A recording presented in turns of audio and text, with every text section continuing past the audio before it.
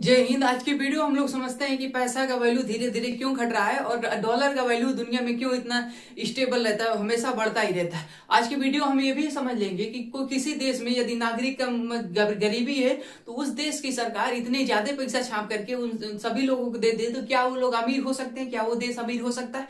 देखिए, सबसे पहले हम लोग डॉलर के बारे में समझते हैं। देखिए, पहले जो चलता था, आज से 100 से 1.5 साल पहले जाइएगा तो उस समय वस्तु विनिमय प्रणाली चलती थी। विनिमय प्रणाली का मतलब है आप एक चीज लिए, उसके बदले में कोई चीज दे दिए तो विनिमय हो गया।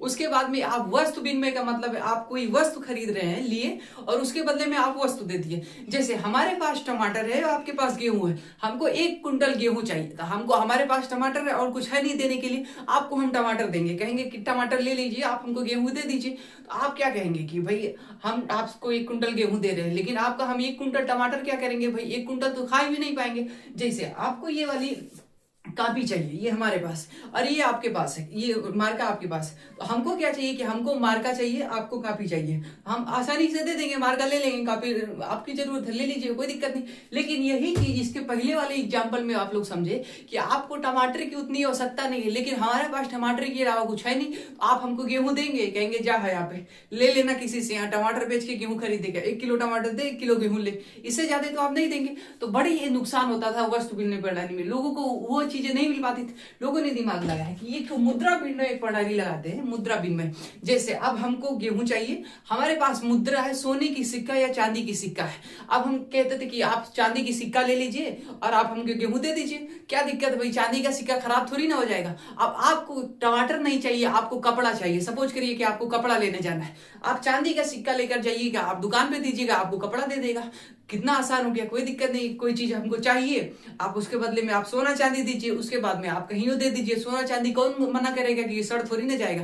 तो लेकिन इसमें सबसे ज्यादा समस्या वहां हो जाती थी, मान लीजिए कोई भारत का, उत्तर प्रदेश का बहुत बड़ा व्यापारी है, बहुत बड़ा व्यापारी, उसको गुजरात में जाकर के एक ठो सामान लेना है, ट्रैक्टर खरीदने कोई गुजरात जाना है, गुजरात करीब 5 लाख का ट्रैक्टर जाएगा, सोना लेकर जाएगा ताकि 5 लाख रुपया के बराबर हो जाए।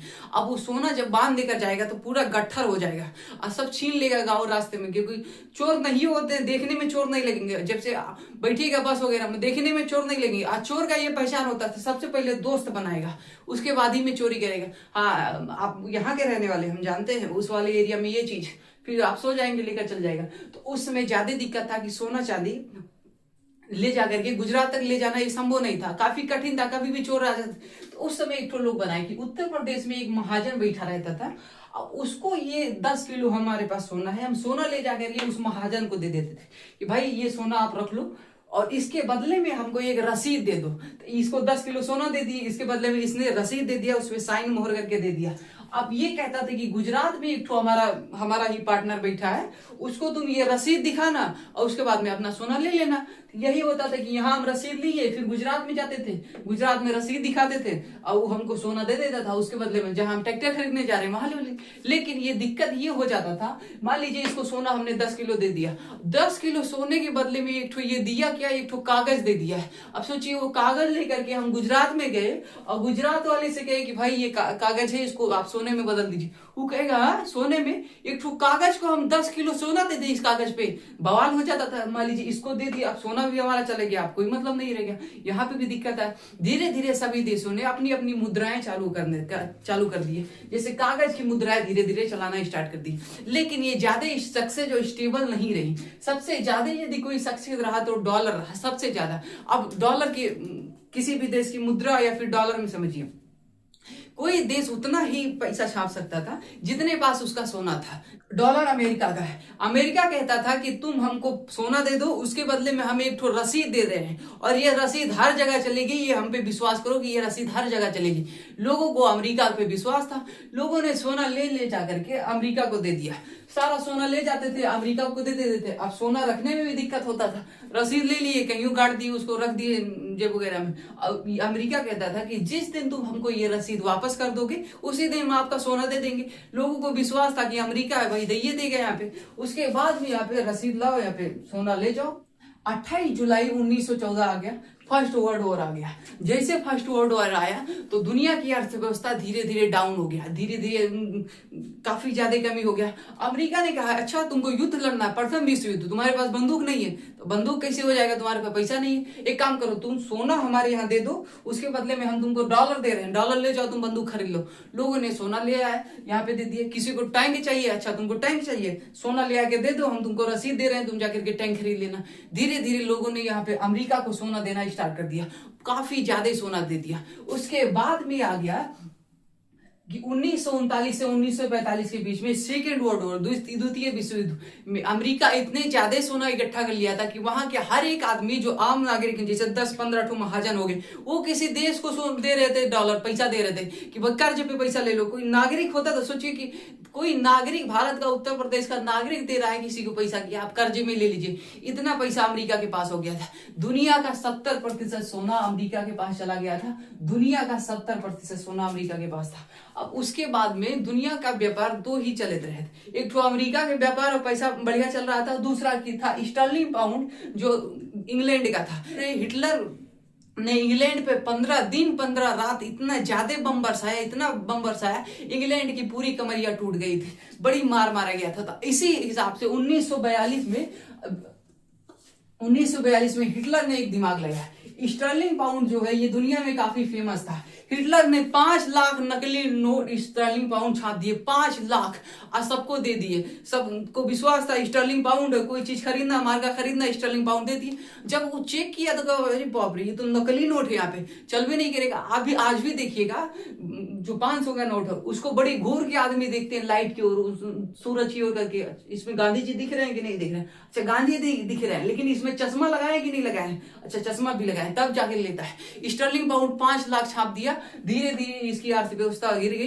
कोई चीज स्टर्लिंग पाउंड में लेने जाते थे, कोई सब्जी भी खरीदने जाता था तो कहा था स्टर्लिंग पाउंड में हम नहीं लेंगे, यहाँ पे तुम्हारा पैसा स्टर्लिंग पाउंड में नहीं लेंगे। हिटलर ने बर्बाद कर दिया इनका पैसा।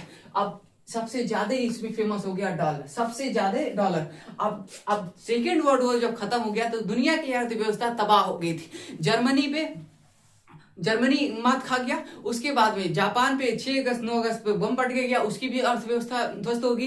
इटली की भी ने आत्मसमर्पण कर दिया। इंग्लैंड का भी पूरा धजिया उड़ गया। धीरे धीरे पूरी दुनिया का अर्थव्यवस्था गिर चुका था। अब लोगों के पास सोना भी नहीं था कि डॉलर के रूप में बदल ले, सोना दे दे डॉलर ले।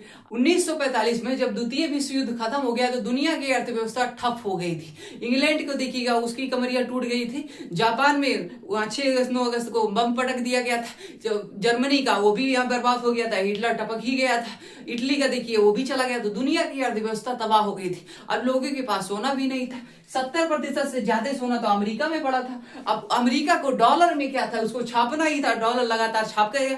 उस अमेरिका ने कहा कि तुम्हारे पास कंपनी खड़ी करने के लिए पैसा नहीं है, कोई बात नहीं है, तुम हमारे यहाँ से पैसा ले जाओ। तो अमेरिका ने खोला विश्व बैंक, यानी पूरी दुनिया को लोन दे देंगे, कोई दिक्कत नहीं है। अमेरिका ने लोन देना स्टार्ट कर दिया, लेकिन कहा एक शर्त है, हम तुमको पैसा दे रहे हैं, तुम कंपनी खड़ा करो, तुम अपने देश की जीडीपी बढ़ाओ, लेकिन तुम मुद्रा देंगे वो डॉलर में देंगे, और जब आप रिटर्न करिएगा तो डॉलर में, हम किसी दूसरे में नहीं लेंगे। जैसे श्रीलंका वाला कहे कि हम श्रीलंका में पैसा लेंगे, श्रीलंका में आपको वापस कर देंगे। वो कहेगा ना ना ना ना, हम डॉलर में तुमको देंगे, और जब तुम वापस करोगे तो हम डॉलर में लेंगे, श्रीलंका का पैसा नहीं लेंगे। तो उसने कहा ठीक है, दुनिया ने स्वीकार कर लिया, कहा ठीक है, विश्व बैंक बना दिया। अमेरिका का था। अब सऊदी अरब में तेल का बहुत बड़ा भंडार था। सऊदी अरब में तेल का काफी भंडार था, लेकिन सऊदी अरब को पता नहीं था कि इसमें तेल है। पता भी था तो उसके पास कोई ऐसा सिस्टम नहीं था, इंजीनियर लोग नहीं थे, ना तो टेक्नोलॉजी थी कि वहां से तेल निकाल पाए। अमेरिका ने कहा कि हम आपका तेल निकाल के देंगे, और हम विश्वास दिलाते हैं कि हम आपके तेल की रक्षा भी करेंगे, आपके देश की रक्षा करेंगे। उसने कहा कि अच्छा, ऐसे तो कोई देश की रक्षा नहीं करता है। भारत में एक ठो चाय कोई पिलाता है तो वो सोच के रखता है कि अगले दिन इसके चाय के पैसा कैसे निकल रहा है। उसने कहा कि क्या चाहिए आपको? उसने कहा कि हमको कुछ नहीं चाहिए, जब आप तेल बेचिएगा आप डॉलर में बेचिएगा। उसने कहा मतलब डॉलर में बेचेंगे तो पैसा मिलेगा कि नहीं मिलेगा, मतलब मुद्रा मिलेगा? उसने कहा हाँ बिल्कुल मिलेगा, राशि मिलेगा आपको, आप डॉलर में लीजिएगा। सऊदी अरब ने कहा ठीक है, आप तेल निकालिए। सऊदी अरब में तेल निकालना स्टार्ट किए, और जैसे जैसे तेल ये बेचते थे तो ये अब कोई तेल लेने गया, जैसे भारत जाएगा सऊदी के पास तेल लेने के लिए, मोदी जी कहेंगे तेल दे दो, हम तुमको रुपया दे रहे हैं। सऊदी कहेंगे ना ना ना, हमको डॉलर चाहिए, रुपया नहीं चाहिए, हम तुमको तेल नहीं देंगे जब तक तुम डॉलर लेकर नहीं आते हो। तो अब दुनिया में अब धीरे धीरे अमेरिका ने चाल चलना स्टार्ट किया। दुनिया के जितने सारे देश थे उस पर लगा दिया कि यदि तुमको तेल खरीदना है तो तुमको डॉलर लेकर जाना हो। जैसे इसको समझिए, भारत मोदी जी खरीद रहे हैं ईरान से तेल खरीदने के। अब मोदी जी गए तो ईरान को रुपया दिए, इसे कई बैरल तेल ले लिए, अब इनको रुपया दे दिए, तेल तो दे दिया ईरान, लेकिन फिर कहेगा ये मोदी जी यदि आप हमको रुपया दे दिए हैं तो आप तेल ले जाएंगे तो अपनी गाड़ी में फूंक देंगे, आपका तेल तो यूज हो जाएगा। और जो हमको ये इतना पैसा दे दिए हैं 2 ट्रक, ये पैसा हमने रुपया, ये हम क्या करेंगे, ये तो कोई चलेगा ही नहीं। मोदी जी कहेंगे अच्छा कि क्यों नहीं चलेगा, हमारे यहाँ भारत में आइएगा, दिल्ली का लाल किला घूमिएगा, दिल्ली का यहाँ पे ताजमहल घूमिएगा, आगरा आकर के मथुरा जाइएगा घूमिएगा, खूब पहाड़ी एरिया पे सिक्किम जाइएगा, गोवा जाइएगा। कहेगा अच्छा तुम तेल ले जा करके पूरा अपना फूंक दो, यहाँ पे अपना यूज में कर लो, हम अपना पैसा लगा दे तुम्हारे देश के जीडीपी बढ़ाने में, घूमने के लिए, लेकिन इतना पैसा हमारे पास है, इतना थोड़ी ना सधा पाएंगे, तो ये दिक्कत हो जाएगा। तो ये कहेगा जापान के पास जाएगा, जापान से कहेगा कि आप हमको गेहूं दे दीजिए 2 ट्रक, तो ये पैसा लेकर जाएगा रुपया, कहेगा ना ना ना ना हम रुपया नहीं लेंगे। अब ईरान कहेगा कि अब हम इसको रुपया में तेल मोदी जी को नहीं देंगे, क्योंकि हमारे पास रुपया आ जा रहा लेकिन इसको कोई ले ही नहीं रहा। तो एक ऐसी मुद्रा होनी चाहिए थी जो सारे लोग उस मुद्रा को स्वीकार कर लें, वही अमेरिका का चाल था डॉलर। और आज देखिए दुनिया में सबसे ज्यादा फेमस है डॉलर। अब देखिए, अब इसको मोदी जी को यदि तेल लेने जाना है भारत को, तो ये जाएंगे सबसे पहले डॉलर में अपना रुपया चेंज करेंगे, रुपया दे देंगे, उसके बदले में डॉलर लेंगे, और फिर यहां से देंगे ईरान को। अब ईरान ले लेगा, हाँ दो ले लेगा। इसके बाद में तेल ले लिया, ईरान को चाहिए गेहूं या चावल, जापान के पास जाएगा, ईरान देगा यहाँ पे डॉलर जापान ले लेगा, आसानी ले ले, क्योंकि ये मुद्रा जो है विश्व लेवल पे फेमस है, सारे लोग इसमें विनिमय कर सकते। इसी हिसाब से डॉलर का इतने ज्यादा वैल्यू हो गया। लेकिन कई देश ऐसे सोच रहे हैं कि भाई ये भारत हमको डॉलर में क्यों लेना है, हमको भारत के रुपया ले ले, ईरानी ले ले, जापानी ले ले, क्या दिक्कत है, ईरानी रियाल ले ले, जापान के येन ले ले, भारत का रुपया ले ले, क्या दिक्कत है, यहाँ पे हम डॉलर को बीच में काहे लिए ला रहे हैं। डॉलर के खिलाफ कई देश बोलना स्टार्ट कर दिए। ईरान के राष्ट्रपति थे सद्दाम हुसैन ने कहा ना ना ना हम डॉलर में पैसा नहीं लेंगे मुद्रा, हम अपनी देश की मुद्रा चलाएंगे, अपनी देश की नहीं लेंगे। अमेरिका ने इनको फांसी पे चढ़ा दिया। अमेरिका की मुद्रा डॉलर के खिलाफ जितने भी देश बोलते हैं उसमें देश में या तो गृह युद्ध करा देगा, तबाही उसमें मिलिट्री के दम पे। तो अमेरिका के खिलाफ कोई मुद्रा के खिलाफ, डॉलर के खिलाफ नहीं बोलता है। लेकिन कई देशों ने सोचा कि यदि हम ग्रुप बना करके लड़ते हैं, जिसे बहुत काफी सारे देश एक साथ में मिल करके यदि डॉलर का विरोध करेंगे तो ये हो सकता है। तो इसी हिसाब से ब्रिक्स मुद्रा का एक चलन हुआ जिसका नाम था यहाँ पे ब्राजील, रसिया, इंडिया, चाइना और दक्षिण अफ्रीका यानी साउथ अफ्रीका हो गया। ये 5 देश मिलकर के एक मुद्रा बना रहे हैं, ब्रिक्स मुद्रा। हालांकि ये मुद्रा अभी बना नहीं है, पूरा तरीके से लागू नहीं, सबका अपना अपना है। चाइना कह रहा है कि आप ब्रिक्स का लिए बना रहे हैं, चाइना मुद्रा है उसमें ले लीजिए भाई, हो गया इसी पे बॉल, तो अमेरिका जैसा हो गया। तो इस प्रकार से धीरे धीरे यहाँ पे ब्रिक्स मुद्रा आ रहा है। सारे देश मिल करके, रूस वगैरह बड़े बड़े जो देश हैं, इंटरनेशनल व्यापार में अपना एक इस्तेमाल बना रहे हैं, ताकि डॉलर का जो मुद्रा है उसको धीरे धीरे कम किया जा सके।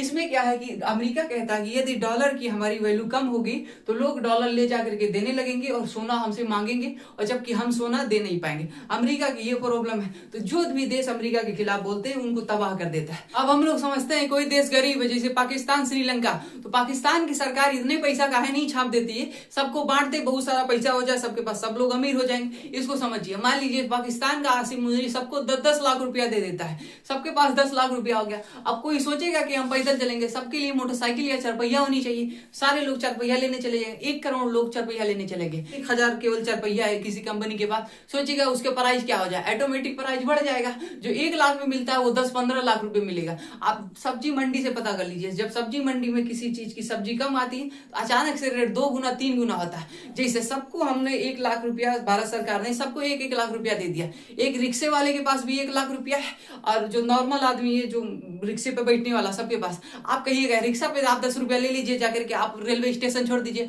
आप वो रिक्शा वाला क्या कहेगा, अभी चलते हैं, छोड़ देंगे, वो कहेगा ठीक है तुम चलाओ हम बैठते हैं। कोई देश यदि चाहे कि हम बहुत पैसा छाप करके अमीर बन जाएंगे, ऐसा नहीं है। वो जितने चाहे जितना पैसा छाप ले वो अमीर नहीं बन सकता है। नेक्स्ट किस टॉपिक पे वीडियो चाहिए आप लोग कमेंट बॉक्स में बताइएगा, हम उस टॉपिक पे बना देंगे। आई होप आप लोगों को ये सारा सिस्टम समझ में आया होगा। मिलते हैं नेक्स्ट वीडियो में, तब तक के लिए जय हिंद।